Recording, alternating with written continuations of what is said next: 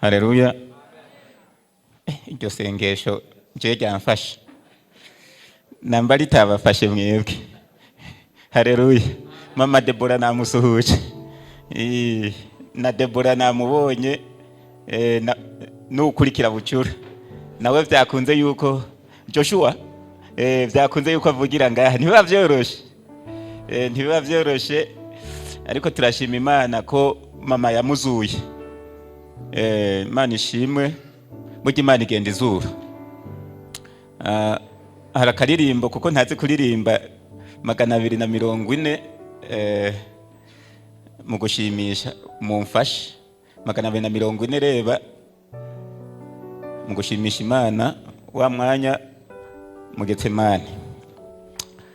Hama kandi ndakoresha iminota mike kuko dufise ibintu byinshi uyu munsi. Mumfashe. Sinibagirwa makuba wabonye kubwanjye unamye no mubabaro. Nami sinibagirwa makuba wabonye kubwanjye unamye umubabaro. Nubona ko byibagiwe, nubona ko nagiye gusubira inyuma, nubona ko byibagiwe, Yesu uzanyibutsa umusaraba, uzanyibutsa amahwa wambaye ku mutwe mwami. Nubona nagiye kuyoba inzira mwami we,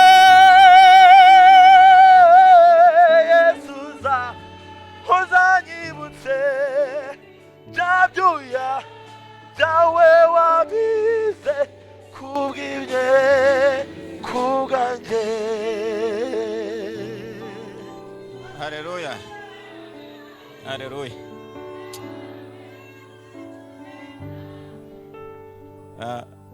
Twibutse iyo twapfuye, iyo yadukuye, niyabona tugiye kwibagirwa.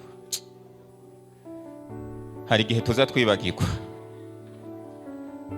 hari igihe nkurura nkiyumvira, hari igihe wewe wibaza ngo iyo uguma uko wari uri ngo umeze neza, ariko nkubwije ukuri, iyo uguma ukuri uburaga koko, uburaga ki agasi uburaga simba kandi ndakonge kamabara. Jewe nawe iyo tuguma uko twari turi, reka mbabwire tuba turi ubukoko bw'ubusimba. Ubu Kristo rero tumuha icubahiro, we yabyemeye akururuka akava mu ijuru akavukira ahatari kuvukira kuko yari Imana mbere na mbere, akemera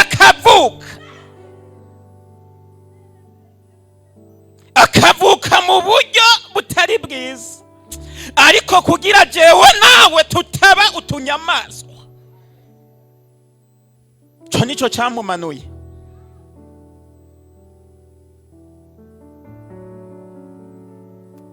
Amaze kuvuka agira ibibazo kugira abone ivyo tugenda tunyuramwo. Avukira i Yudaya, ariko amaze kuvuka arahunga.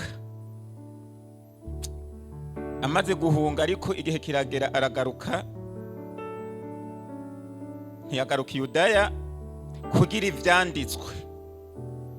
I Yudaya hari haravuzwe kugira ivyanditswe navyo bigere ni Nazareti. Acaraza turi Nazareti. Amaze kuza turi Nazareti, hagera igihe rero arabatizwa kugira ngo asohoze gukiranuka kose. Izo ni intambwe natwe twagiye tunyuramwo kuko tugenda tugera mu ikirenge muci. Aho ngomba yuko tuvugana uyu munsi, amaze kuva mu mazi ngo ikirere kirakinguka. Ijambo ryari ryaravuzwe na Yakobo ngo yabonye ikirere ngo hari connection ngo ingazi ngo icuririzo, arisubiramwo riba rirasohoye ngo muzabona ngo umwana w'umuntu, ngo hari connection ngo ikirere gikingutse biba birasohoye. Aho ndavuga muri Yohana igice ca mbere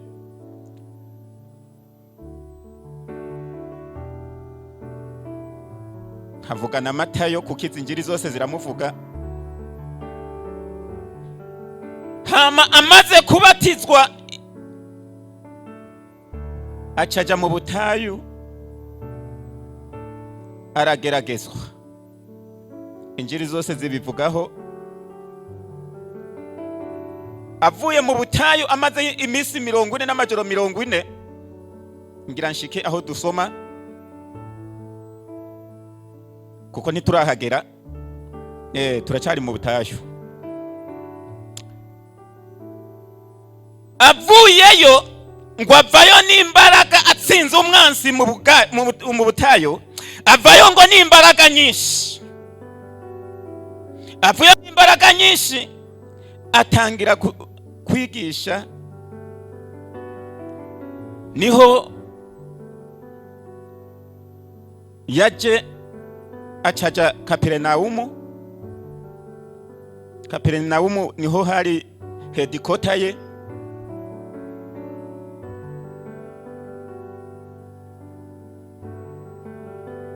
Ariko iki gihe aha hose ibi byose vyakorekera aho bita i Galilaya. Ari naco gituma hari inyanja, usomye muri Bibiliya uzosanga bayiha amazina menshi, ariko ndumva igituma bayiha amazina menshi kuko je nagendeye inyanja nyinshi bayiha izina bivanye n'uruhande uriko. Rero muri Bibiliya usomye, turaza gusoma muri Yohana igice ca 2 ubukwe bw'Ikana. Kuva nshika mu Rwanda 2015 numvise umuntu ahabwiriza rimwe genda mbara. Numvise umuntu ahabwiriza rimwe, nanje sinari bwigere mpabwiriza. Kuva mbwiriza nabwirije i Tanzania, mbwiriza i Dar es Salaam, mbwiriza Iringa, mbwiriza i Morogoro, mbwiriza i Mutwara, mbwiriza i Mbeya, mbwiriza i Dodoma, mbwiriza n'i Kigoma, mbwiriza n'i Mwanza. Nta na rimwe nigera ndahabwiriza. Nabwiriza n'i Burundi, nta na rimwe ndigera ndahabwiriza. Ariko uyu munsi numvise ariho ndi bubwirize. Haleluya. Numvise ariho ndi bubwirize. Numvise ariho ndi bubwirize. Rero maze kumva nemeranije n'umwuka ariho mbwiriza, nabanje kuja no kubushakashatsi. Uraza abantu twize dukora n'ubushakashatsi. Tuja mu mwuka ariko tukaja no mu mubiri. Tukaja no mu bwenge twise. Nza kubishaka ndabishaka nsanga baravyigishije. Ariko numva ivyo umwuka nyobora kwigisha sivyo bigishije. Umwe wese yagiye yigisha ivye, ndabishaka nyene ndavyegeranya ndabireba ndavuga ati Imana ishimwe. Haleluya. Dushimiye Imana rero ko ari umukozi w'umuhanga. Reka twisomere hama ndababwire icyo umwuka yasize ku mutima wanje. Haranditse ngo ariko reka mbanze mpere hejuru nukuvuga navuze Yohana igice ca 2 ariko ngira mpere hejuru igice ca mbere ku murongo wa 50. Haranditse ngo Yesu aramusubiza ati, mbese wijejwe nuko nkubwiye yuko nakubonye uri munsi y'umutini, uzabona ibiruta ivyo. Kandi arongera aramubwira ati, ni ukuri ndababwira yuko muzabona ijuru rikingutse, abamarayika b'Imana bazamuka bavuye ku mwana w'umuntu bakamumanukiraho. Aha rero niho navuze Itangiriro 28 11 kugera ku 13 byari bisohoye byavuzwe na Yakobo. hama igice cya kabiri haranditse ngo ku munsi wa gatatu. Aha rero niho nashaka, kandi uyu munsi ndasoma aho nza kuruhukira habaho. Ku munsi wa gatatu. Uyu munsi wa gatatu reka ndebe ko nibeshe, ko ntiyari muri silence, kuko niyo ndi mu ishuri nta telefone mfata. Yumviro ndiko ndabwiriza nkayumva, kiravugiye ko ndanayumva no mu ishuri ncanshira muri silence. Mva twubahiriza mu ishuri ntitwubahirize ku ruhimbi, umva kabari akaga. Ku munsi wa gatatu, uyu n'umunsi wa gatatu avuye mu butayu iminsi 40 ayishoje, atangura kwigisha umunsi wa mbere, yigisha n'umunsi wa kabiri. Muri iyi minsi ibiri niho yari atangiye gutoranya n'intumwa. Ubisomye aha mu gice cya mbere, Bandereya arabara batoranije, ba Simoni barabazanye, akubise ngo hirya ababonye abandi, ba Natanayeli nabo aha nasomye, ba Filipo na Natiyeli nabo babagezweho. Muri iki gice rero twasomye yarageze nko kubigishwa bagera muri 5. Haleluya. Ntibari bwuzure, bari bakiri hafi 5 aho. Hama rero umunsi ugize gatatu niho rero tugeze. Avuye hehe? Umunsi ugira bawubaze avuye ashoje ya masengesho, avuye mu butayu, amanutse n'imbaraga ngo atanguye kwigisha. Hama aha dusomye, urabona twe handitse ngo ubukwe bw'Ikana, ariko usomye izindi Bibiliya handitse ngo igitangaza cya mbere. Niko handitse. Twe tuhita n'ubusobanuro bagiye bahindura ama Bibiliya, ariko nico gitangaza cya mbere. Ariko nagerageje usomye Bibiliya, nuko nyine abahanga baba baradufashije. Usomye Bibiliya biragoye kubona igitangaza cya mbere yakoze, kuko avuye mu butayu yaciye aja Kaperinaumu, ariho twita headquarter, hari cicaro gikuru, niho Yesu yagisize. Kaperinaumu rero ya nyanja navuga twitirira Galilaya, ahandi usomye muri Bibiliya bakayitirira Tiberiya. Nukuvuga hari imici itonze. Kaperinaumu wari hejuru, umanutse hepfo hakaba Tiberiya, hari n'izindi za Agripa ino hasi, hama Nazareti kibereye no muri kwe, ariko nako kari Galilaya. Hama uje rero Ikana ngaha byabereye hari hagati, ni hagati. Aho ndiko ndabaha map, ndiko ndashushanya, ndi aha mpagaze niho rero ivyo ngira mvuge niho byabereye. Hagati nyine hakuruhimbi, kandi ni naho bikunda kubera. Haleluya. Hama rero umunsi ugira gatatu aha dusomye, hacujwe ubukwe Ikana y'i Galilaya, kandi na nyina wa Yesu yari ahari. Yesu bamutorana n'abigishwa be ngo batahe ubwo bukwe. Reka ngezaho kuko inza gusoma simbatindira. Reka ahubwo niyegereza ka telefone kanje, kuko iriya nshobora kutayizera, kuko kanje ntikatigihe. 3:34. Ubukwe mu migenzo y'Abayahudi, ubukwe cyari ikintu gikomeye. Cyari ikintu gikomeye. Cyari gikomeye gute? Ubwa mbere baracitegurira, cyari ikintu banka guseberamo, kandi niho n'abayobozi b'idini baseruka mu bukwe. Ariko no mu muco w'Abanyafrika natwe ubukwe burya ari ikintu cyiza. Ubukwe ni ikintu cyiza kandi turabwitegurira, kandi ndashima Imana ko hari abishoboza bakabutegura kandi bukagenda neza, na bamwe bashimye kandi Imana yabagiriye neza, yarabashigikiye kandi namwe babashimiye mwarabashigikiye. Mwabateye inkunga ku mufuka, mubatera inkunga no mu mwuka, ibintu bigenda neza. Twarabyiboneye, burya babuzeho babihera bariko barabivuga. narada kandi bamwe murabafata nk'ababyeyi nyine nkuko babivuze. Ibintu bigenda neza. Nico gituma ubukwe buba ari ubwacu kandi ubukwe ni ubw'Imana. Haleluya. Ubukwe rero kiba ari ikintu ciza abantu bitegurira, kuko bubaye ntibunasubirwamo. Ukoze amakosa uzokwa muyibuka mu bukwe. Nico gituma iyi shusho tugira turebe ariyo Yesu yahereyemwo, kuko ari naco gishushanyo cari caramuzanye. Nahanyere mpera. Navuze yuko usomye neza ushobora kutabona, kuko ageze Kaperinaumu ubona yagumye yigisha. N'igihe dayimoni amumenya akamubarira ngo urinde ngo kuki, ntiwamenya hagati yaho niki icyatangiye. Ariko turashima ab'Imana yayoboye bakamenya ko iki arico cyabaye icambere. Kandi nanje ngerageje ndumva igituma cyaba cyarabaye icambere, kuko yari yo shusho yatumye ava mu ijuru agasiga ubumana.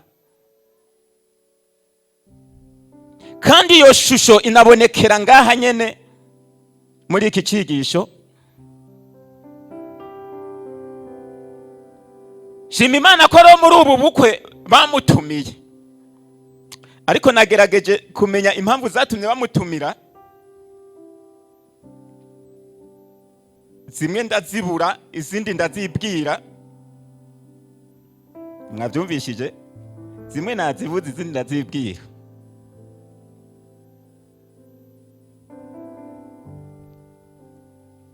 Ariko nsanga hari impamvu nkuru. Nubwo Yesu bamutumiye, ngira mpere ishaka gutangirana nuko bamutumiye, ahubwo ndashaka gutangira n'impamvu Yesu yabubayemwo, kandi kikaba n'igitangaza cya mbere. Nuko Yesu bashaka yuko amakwe yacu aba yarimo. Ibibazo mubona twirirwa tugwana navyo vyingo, nuko Yesu atatanguranye natwe. Ariko turashima Imana tumaze kumwakira, hari tuntagenda adiha. Tuntagenda girante adiha. Nuko tuba tutatangiranye nawe. Izingo mwabakobwa n'abahungu, umwebwe mu byumva tubivuga, ingo zanyu ntizize zitangurane n'amadayimoni, zitotangirane na Yesu. Muzabona ineza y'ingo nimwatangurana na Yesu. Yashaka kuko urugo nago n'ishusho, yashaka ko rutigera rutangujwe n'abadayimoni. Yashaka yuko ari wazitangiza. Ubukwe rero abonekanamo kugira abone ikibanza ca mbere, fondasiyo ayitangirane nawe mukiri babiri. Mukiri bangahe? Mukiri babiri atangirane nawe. Ba Debora baboneke na ba Yoshua baboneke, ariko yatangiranye nawe. Iyo niyo yari gahunda ye. Ariko ntekereza kubera iki bamutumiye, sanga ibindi byose nibwiye ndabireka, ariko nsanga bayobowe n'Umwuka Wera. Haleluya. Bayobowe n'Umwuka Wera, kuko iyo utayobowe n'Umwuka Wera ngo utumire Yesu mu bintu byawe, nta rwego na rumwe wageraho. Reka ndababwiza ukuri, nta na rumwe wageraho utazigera ukenera Yesu. Nta na rumwe wageraho. Ushaka wiga kaminuza, ushaka wirirwa uzamugwa misi yose gushika utera ugiyo Kagame atumbereye, ushaka wirirwa ugira amafaranga wuzuza wongera upakurura, ariko nta rwego na rumwe. Reka ndababwire, nta rwego na rumwe uzapfa ugezeho, uzorinda dusubira mu gitaka iyo twavuye. Utigeze ugera ku rwego utazokenera Yesu. Ako niko yisigarije. Wigize ukiteza utunyoni ngo ntawe ushaka arakureka, ariko ntaho uzagera utazamukenera. Nico gituma abantu twese duhamagarirwa uyu mugabo tukamwizera, akaba mu bugingo bwacu, akatuyobora, kuko umwanya uwo ari wo wose hari akantu kabyuka akagira ikintu agakoraho, kuko dusanganywe turi abacuti. Atari kujya kumuhamagara busha, oya, kuko nta rwego na rumwe tuzageraho tutazamukenera. Icyo cyoco ndakikubwiye unagitahane. Uko waba umeze kose, ushaka umeze nabi, ushaka umeze neza, ushaka uri hagati na hagati, ushaka ugenda umeze gute, nta rwego na rumwe uzogeraho uzavuga ati Imana stop, ndagukuye mu murongo. Ubwo rwego nta rurimwo. Ushaka uba udasenga, usenga udasenga, ariko hazogera igihe uvuga ati Imana ndagushaka. Haleluya. Rero ndashima aba bantu bateguye ubu bukwe, bamenye umumaro wa Yesu bakamutumira, kuko Bibiliya yavuze ngo ibuye ry'abubatsi niryo ryabaye iryo gukomeza imfuruka. Yesu akomeza imfuruka.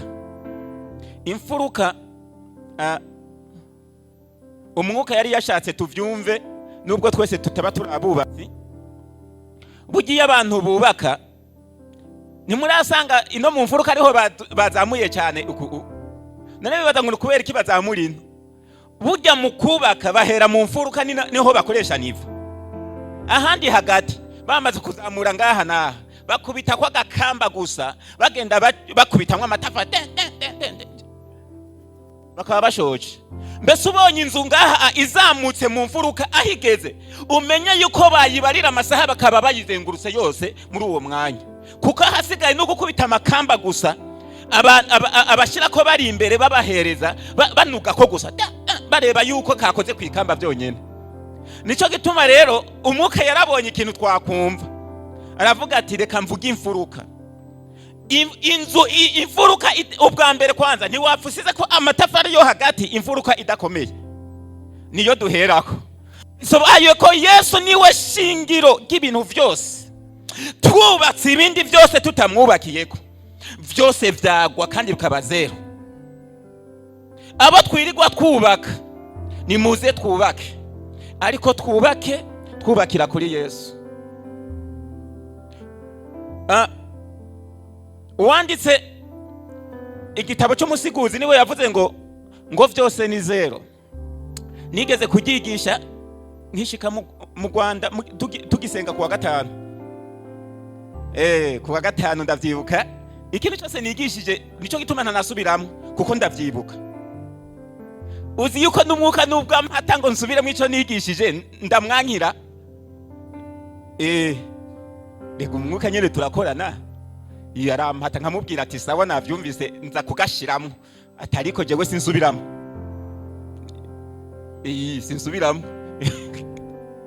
Oya nyene yambwiye ako nshiramo ndakanudikamwo, nkuko nza kukanudikamwo n'uyu munsi, ariko sinsubiramo icigisho, kuko ivyo nigishije byose ndavyibuka. Rero nkiza nigeze kwigisha ari kuwa gatanu, hajya twimuriye kuwa kane.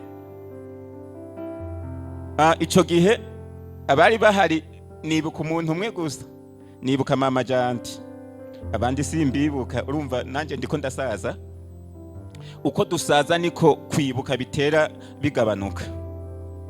Yumvire kuba nibuka umuntu umwe, mama Janti wenyene. Nawe ndamwibuka ukuntu nigishije mbona yitonze, nico ndamwibukira, yitonze cyane. Nkivuga ikirundi cyisi cyinshi, yitonze, nca ndamunotinga mu mutwe ntiyavamo. ndamuvuza atahari ariko nta kibazo.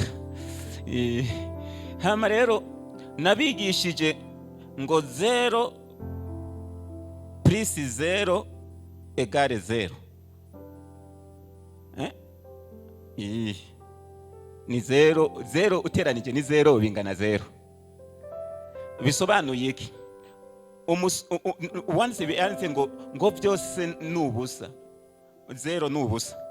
Nukuvuga ibintu byose ushaka ugira imodoka iryo ni 0 rimwe, ugashirako inzu ni 0 rya kabiri, ugashirako umugore ni rindi 0 rya gatatu n'umugabo, ugashirako amafaranga ni 0 rya kane, ayo nama 0 yose ukugenda uyateranya bingana 0. Ariko aya mazero ngo agira agaciro iyo fondasiyo ari rimwe. Nukuvuga ufashe rimwe. Aha rero guteranya haza kindi kintu twigeze gushwana n'abigisha ngo ngira ndekuvure ngo ngira nzana ikintu gisha. Ufashe rimwe ugateranya ko 0. Nababwiye yuko atari rimwe bingana 10. Wongeye ko irindi 0 bingana 100. Wongeye kirindi bingana 1000. Wongeye kiri nukuvuga amazero ukwaza yigereka kuri rimwe, nukuvuga aza watangiranye n'Imana. Amazero uko ryaza kose gashaka kaba kazero gato kagira umumaro. Kagira umumaro. Kagenda gacika ikintu. Abantu twirirwa twubaka amazero Kristo atarimwo. Ndababwije ukuri, niwe fondasiyo uzoguma ubona 0. Kandi ibintu bitubatse kuri fondasiyo nakantu gato bigacika 0 nyene. Unanavyumva nakayaga guhuha gusa biri hasi. Kuko fondasiyo nta fondasiyo nimwe iriho ikomeye. Ibintu twakubakaho bigakomera kiretse kuvyubaka kuri Kristo nta yindi.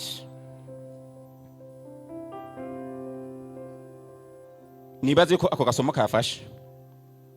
Rero nico cyatumye bamuhamagara bagira igitekerezo baravuga ati reka tumutumire. Baramutumira kugira no mu bukwe kuko bamenya umwuka yarayoboye ati ntavyo muzi nubwo mwiteguye. Kandi ubu bukwe bwari bw'abantu bakomeye, ntavure mwibaza ngo bari boroheje. Ibintu bari babifise bikwiye. Ndakubabwije ukuri, turebesheje amaso ntitwari gukeneramwo Yesu ngaha muri ubu bukwe. Ariko Yesu aravuga ati mpaka mbayemwo kuko ubukwe ntezwa gutangurana nabo. Nabo bayogwa n'umwuka ati nubwo mwiteguye nta rugero mwagerako Yesu mutazamukenera. Ati muraza kunywa muhimbagwe ariko haraza kugera igihe mu mukenero. Tikanda hari icaza gukora. Dushimiye Imana ko rero yaduhaye Yesu kugira ivyo dukora byose tuvyubakire kuri we. Iyo umwubakiyeko bigira agaciro. Nibuka igihe yaragiye Yerusalemu akabwira abigisha be babiri. Muri Bibiliya ntibabavuga ariko abasobanuzi bikeka yuko yari Yohane na Petero. Bajya nibo bari nkwakuzi kandi nibo babakariho. Nibo yabwiye ngo genda ngo muziture ngo inyana y'indogobe. Igituma ngezeyo ako nakumwuka kuko jewe iwanje naha arayizitura nkuko natwe yatuzituye. Nuko natwe yagize nte bantu b'Imana, reka ndababwire burya turaziritse. Ibituziritse ni byinshi. Ibituziritse ni byinshi ariko dushima Kristo kuko niwe ashobora kuzitura. Kuzitura rero abana bavukiye mu mujyi ntavyo mumenya bataziritse. Twe twararagiye twaraziritse impene. Kuzitura turazi ico gisobanura. tuzi n'ukuntu bazirika. Yavuze ngo muyiziture. Sha yaratuzituye. Ndakubwije ukuri atakuzituye ntacyo wavaho ikiziriko. Satani abatufatiye bugufi ku tuntu aduhendahendesha, utuntu dufunga amaso akatuboha sha. Ariko Yesu iyo yagushatse arakuzitura. Arakuzitura kandi yakuzituye ibintu bigenda neza. Iyo yakuzituye ugira amahoro, uriyagambura, uraceza bigakunda, uraza mu rusengero bigakunda. Nubwo waba utarakizwa ushobora kuba yakuzituye utaramwakira, kuko icambere cyakozwe ko ari kuzitura. Kandi akuzituye akwatse amaboko mabi. Yaratuzituye adukura mu maboko y'abadayimoni sha, aratuzana.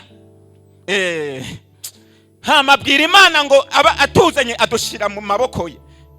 Turashima Imana ko turi mu maboko yayo. Hama dusize mu maboko yaravuga ati ntawe uzabagaganuramo, nta muntu azadukuramo. Ntawe uzadukuramo. Nico gituma nubwo tubigerageza turi mu maboko. Turabigerageza ngo tuvemwo ariko ntidushobora kuvamwo. Twagezemwo ntibishoboka. Nta muntu azadukuramo. Nta muntu azadukuramo. Babwije ukuri. Buzi ubuzima bukubita ariko ntibuzodukuramo. Hazi bigeragezo bidukubita ariko ntibuzodukuramo. Tunagerageje byonyene nkubwije yuko ari akaka. Haleluya. Hama adukuramo, aduha umwidegemvyo, tutangura kumva tunezerewe kandi bitashoboka. Amaze guhamagara iyo ndogobo ngo bayisasa ko ibiki, iyo yakuzituye akagukura mu maboko mabi akakwiyegereza agushira mu maboko meza sha, utangura kwambara agakoti nk'uku kwanje ukabekwa, gasa neza. Kambara agakoti utokambaye. Gakoti burya kakugwa neza. Ntuzi yuko iyo wambaye agakoti bibaza ku mafaranga aruzuye. Abantu bose basoma amafaranga, basoma kugubwa neza. Nayo bayishira ku imyenda. Akenda karafata, wasize kakikotori nako kagafata. Madame wanje niwe yambwiye ngo bawoga mu mutwe naho kurabona yuko nguri dogiteri nyene ngubungura umuntu akomeye. Urumva kandi ntiwagenda uteramo tumwe kwa Super Black. Bushiramo ka shampoo. Twa shampoo muratuzi? Ka shampoo, burya shampoo nazo ziratandukanye. Urumva ni madame wangi yangiriye inama kandi murabona haba hasa neza mu mutwe. Haba hasa neza. Wakwikeka ngo nasizemo ka Super Black.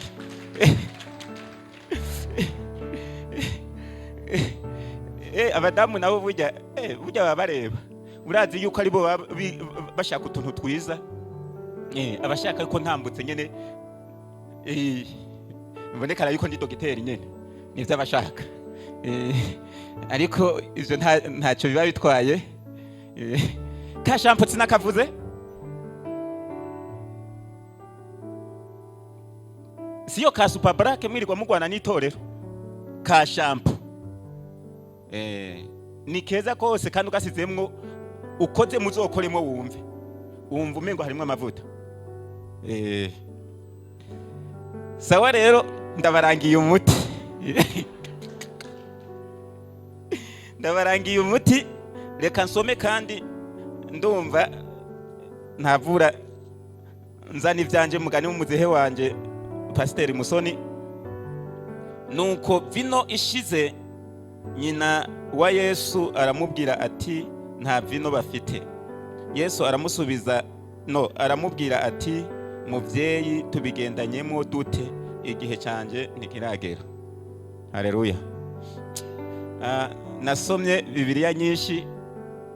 Muri Bibiliya y'Ikingereza ntiyamubwiye muvyeyi, batranslate mu Kinyarwanda yamubwiye woman. Abantu mwumva Ikingereza mugore, ariko woman bitandukanye na wife. Abantu banza kweke twigire mu Kingereza, abantu tubizane hama tubisobanure mubone yuko ivyo batranslate ngaha gutranslate nyene biba bigoye. Woman ni igitsina gore gikuze.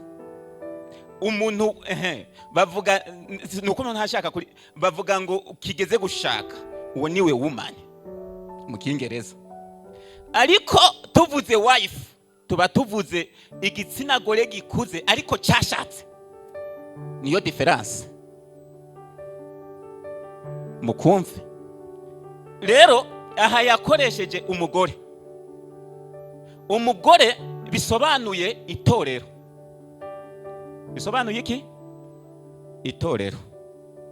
Nukuvuga Mariya muri ubu bukwe yaratuvuganiye, bese yarahari nkatwe uyu munsi. Hama amubwiye ngo igihe nikiragera, aho naho ndahasobanura, aca agenda kubajejwe ubwo bukwe arababwira ati icyaza kubabwira cyose mugikore. Reka ndababwire, muri ubu buzima ni haba hari ibintu biryoshe, ni ugukora ibyo Yesu yatubwiye dukora. Murabona ibi twirirwa tugwana n'ubuzima, twirirwa ducurika ducurura, iyo ukoze ikintu atakubwiye ego hari igihe abana nawe, kuko imigambi myiza Imana irayishigikira cyane gose. Nimwagira imigambi myiza ntimuzotegereze ngo Imana ivuge, oya uzayikore gose, Imana ishigikira imigambi myiza. Ariko hararyoshe gukora icyo Imana yavuze. Iyo ukoze icyo Imana yavuze nk'ubwije ukuri, nubwo wabona ari ikintu kidafadika, nubwo wabona ari ikintu kitagira agaciro, ariko ikaba yakivuze, uzakireba imperuka yacu. Icyo Imana yavuze. Hama rero iri jambo yavuze, murazi Mariya nta hantu henshi bamuvuga yagize, kandi ubona ari umuntu yarakomeye. Ego nyene murazi kijya gihe nyene, kandi no mu Rwanda murazi iyo Kagame atabazanira yuko abadamu nyene ataja mu bamufise, sivyo? Namwe murabizi. Ariko turashima Kagame yabahaye ijambo. Namwe ubu amateka yanyu arandikwa, ntibandika y'abagabo gusa.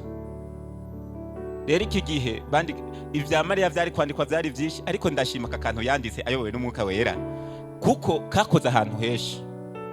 Iyi ndogobe ndusubireyo, Petero na Yohani bagiye kuyizitura, Yesu yababwiye ngo ubabaza ngo muyizituye muyijana ngo muvuge ngo databuja arayidutura. Yumvire ibintu utumwe n'Imana, kandi ngo babikoze uko yabivuze. Bavuze barababajije bavuga ngo arabidutumye databuja, baca barayireka. No kuvuga icyo Yesu avuze aba yakivuze. Haleluya. Hama rero muri ubu bukwe, woman risobanura umugore. Bakoresheje ngaho, urabona bakoresheje umuvyeyi. Nukuvuga bari gushiramwo umugore. Umugore risobanura itorero. Rero itorero icyo rikubwiye ugikore. Icyo rigize nte? Rikubwiye. Twebwe nk'itorero, jewe ndiko ndigisha, imba ndiko ndababwira yuko icyo avuga mu gikore. Icyo avuga niki? Nuko ndiko ndavuga ukagenda unotamwo akantu kawe. Ibi byose navuze guhera mu gitondo, ushaka gusanga wamaze gukuramo kame konyene, kandi akaba ariko kawe. Nako nshatse kuvuga. Icyo wumvise yavuganye nawe ugikore, kandi nugikora urabona ikijanye naco. Haleluya. Hari ibintu bizagenda neza, hari ibintu bizabohoka, hari ibintu bizaja ku murongo. Hama rero aramubwira ngo mugikore. Mariya yaciye ku ruhande. Reka nkomeze nsome kuko kugira ngeze aho nategezwa kugeza.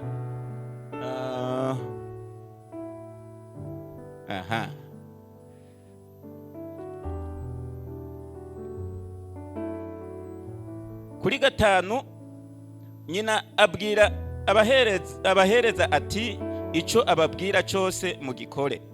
Hariho intango esheshatu zaremwe mu mabuye, zashiriweho kwiyeza nk'uko umugenzo w'abayuda wari uri.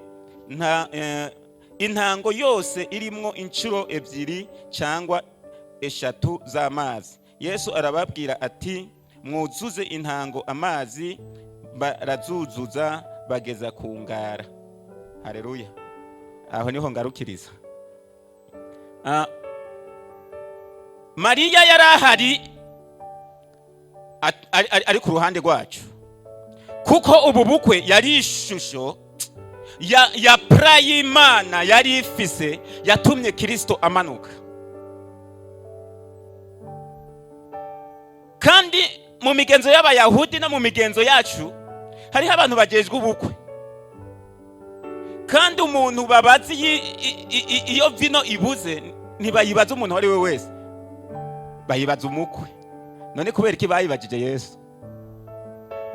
Abasobanuzi bavuga ngo birashika ngo Mariya akaba yari afitaniye relation n'aba bantu bakoze ubukwe, akaba hari amakuru yari afise, ariko akongera akagira n'ayandi makuru y'umuhungu we, kuko burya bari abana, hari ibyo yakoreye mu nzu atakoreye ku kantu ze kandi batanditse. Hariho amakuru yari yibitseho. Aravuga ati imigenzo y'abayahudi iyo ibintu bishize babaza umukwe, atariko umukwe n'uyu.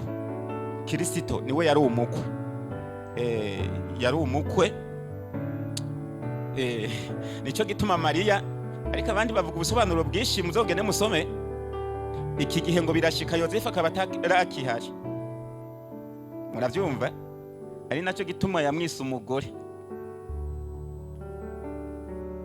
Muzagende musome. Kuko murabona guhera ha Yosefu nta hantu bamuvuga. Ntibamuvuga. Muzasome Bibiliya neza, kandi murazi kijya gihe abagabo baje imbere bari kuvugwa cyane, n'igihe bamanutse Kopernawumu ahanye nusomye nagejeje ugakomeza, Yosefu ntibamuvugamo. Ivyo Bibiliya rero itavuze, ivyo reka tuvyirekerere. Ariko Mariya yari ahari aturopresenta twebwe nk'itorero ry'ubukwe bwitegurirwa, ubukwe buzaba. Yesu agenda atuzitura, Yesu agenda azitura umwe uyu munsi, ejo hari n'abazitura uyu munsi, ariko gushika akwijije ubukwe bukazoba nk'uko yatangiye igitangaza mu bukwe, n'ubundi gitangaza cyane kikazobera mu bukwe. Ndabifurije kuzaba mu gitangaza cya nyuma. Iki gitangaza cya mbere ntitwari tuhari, turi kuhasoma nk'amakuru umengo ni isitwari, ariko hariko haratubwira ati ibi bintu ni ishusho, turi mu ishusho y'ibizaba. Umuntu atarabizi ni mu ishusho y'ibizaba. Nizi ntango zasobanura generation zizaza zose. Abantu bakora imibare bose bazi no kubariza generation, ni generation ya nyuma izaba.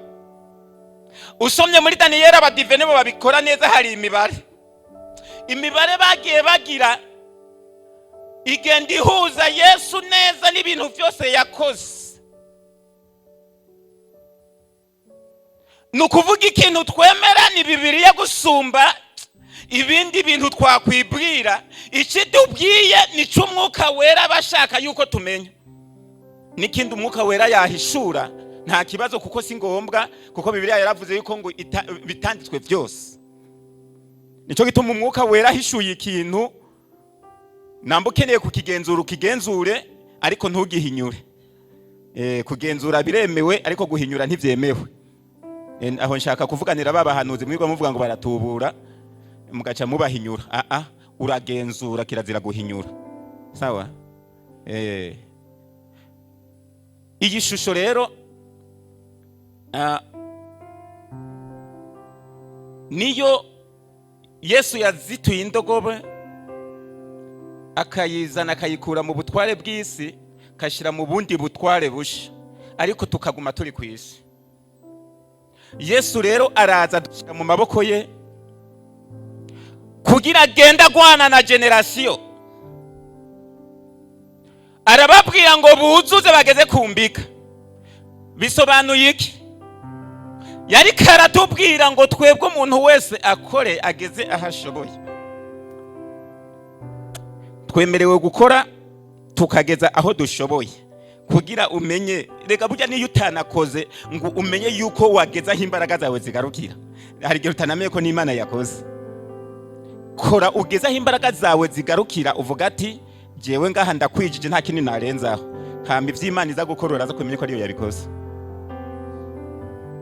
Kandi izi ntango esheshatu ngo zarizo imihango yo kwihumanura, kwezwa. Abantu rero tugenda twezwa misi yose, generation imwe igatambuka yezwa, indi kazaza yezwa, n'iyindi kazaza yezwa, tukagenda twezwa. N'uyu munsi tukagenda twezwa kuko tugendera mu isi yanduye. Ariko ngo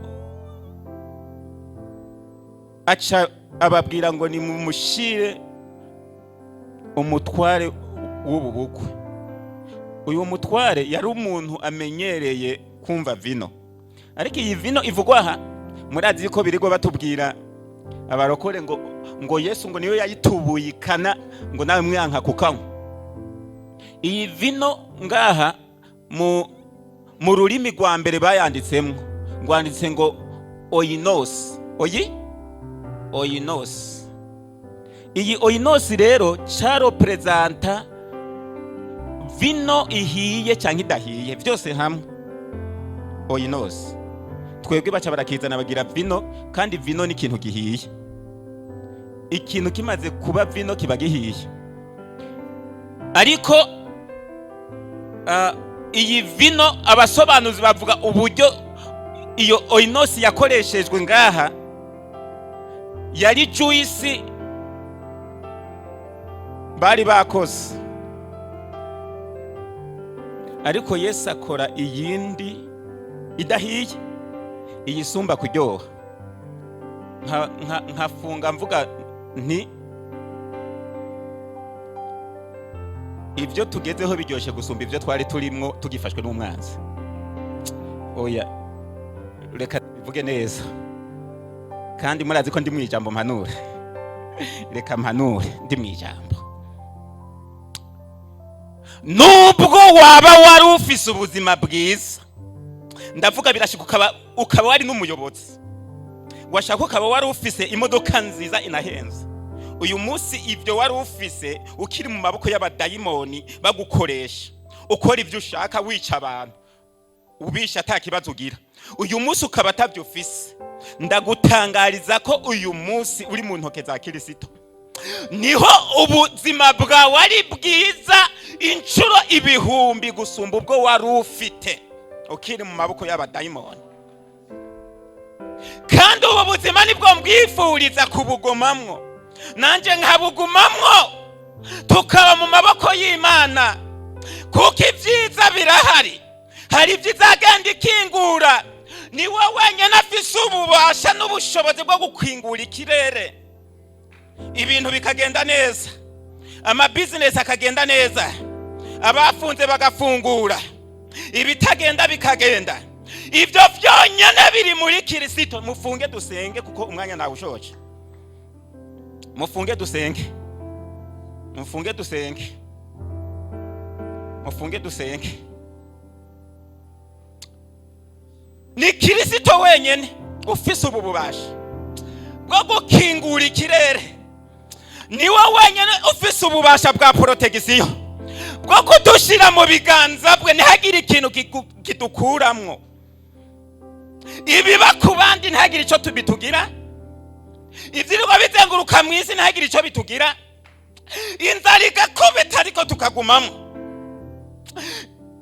Ni Yesu wenyine afise ububasha, kandi niwe buye rikomeza imfuruka, fondasiyo, ibintu bireba ubuzima bwacu.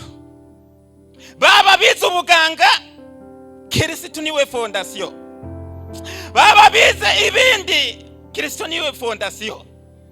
Kuko turareba umugwayi yaragwaye igihe kirekire, Biblia iratubwira ngo yaragiye kuba dogiteri, aho kumukiza ngo ahubwo hamwe n'amafaranga yamushiranye ngo ahubwo bamuteza ibindi bibazo. Ibintu byose mwaba abanyeshuri mwiga fondation y'abatari Kristo ntacyo muzomarira igihugu. Ndahanuye ndi mu rusengero, nimwaba mushaka kumarira igihugu n'imiryango yanyu, nukugira Kristo fondation ibyo mwiga byose mukazoba igisubizo cy'ibibazo igihugu gifite n'isi ifite. Ibi nibyo twifuriza urubyiruko rugikura ruciga, kugira Kristo azoruruke arufate arushire mu ntoke, biga ubushakashatsi ariko bw'ijuru. Imana ivuze batirirwa baza gukora ubundi bushakashatsi bakora iby'isi gusa kugira bazokwapirika ibyo Yesu yapfutse. Abo nibo dusengera muri iki gihe. Yesu dushobose.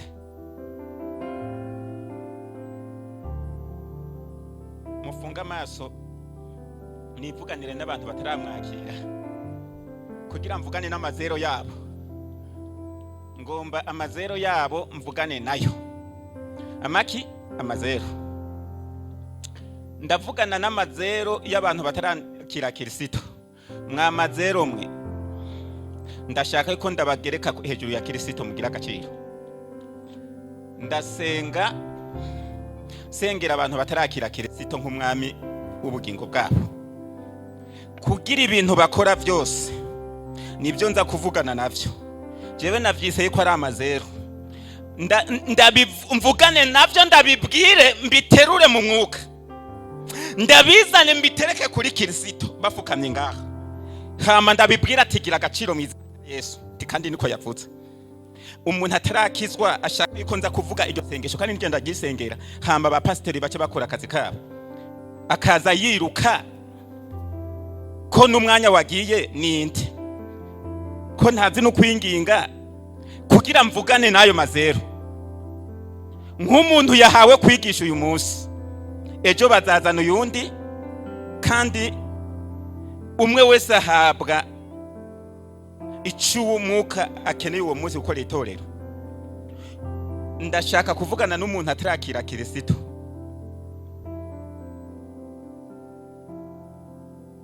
Mvugane n'amazero. Amazero ndavugana n'ubuzima bwawe, amazero ndavugana n'amabusiness ukora, amazero ndavugana ibintu byose ukora, amazero ndavugana n'ibintu byose bikugoye.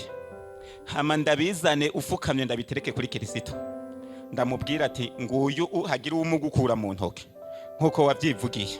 Murinde gushika imvi zibaye uruyenzi ukimuhetse. Hari uhari kugira nsenge nihuse? Aha, reka nihute. Kristo turagushimiye, uri Imana nziza. Mvuganye n'amazero y'aba bantu base kuzamura amaboko. Aya mazero uyu munsi numva nashaka ko agira agaciro kuko nta gaciro agira.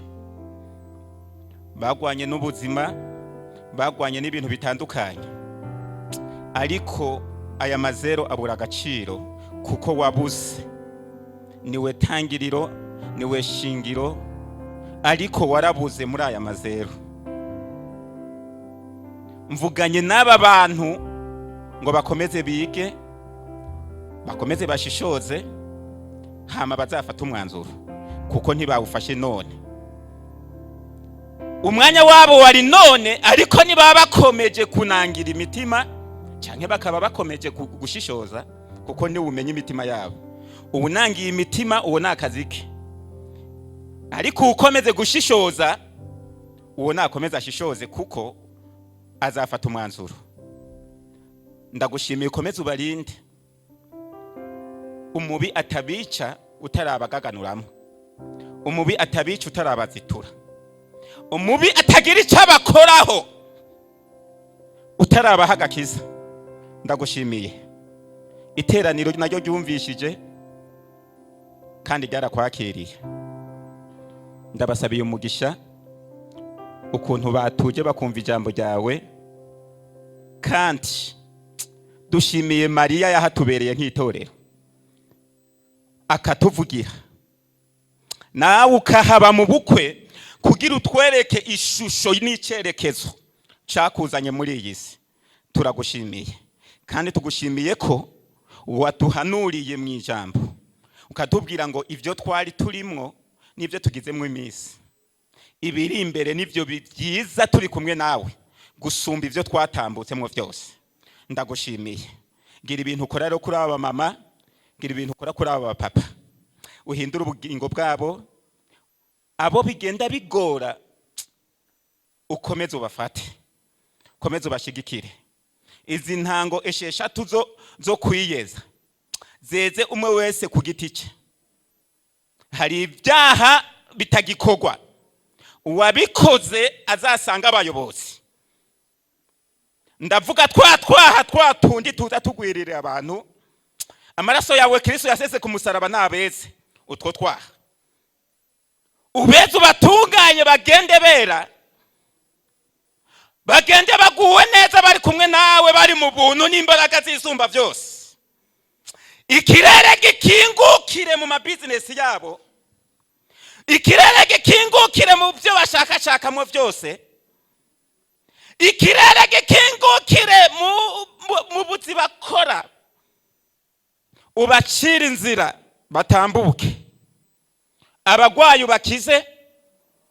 Mama Debora yaje gusenga ashima, ukomeze ukore operasiyo y'ijuru, ibisigayemwo ukorope, farumasi y'ijuru yururuke no ku bandi bose, ukore operasiyo spirituelle.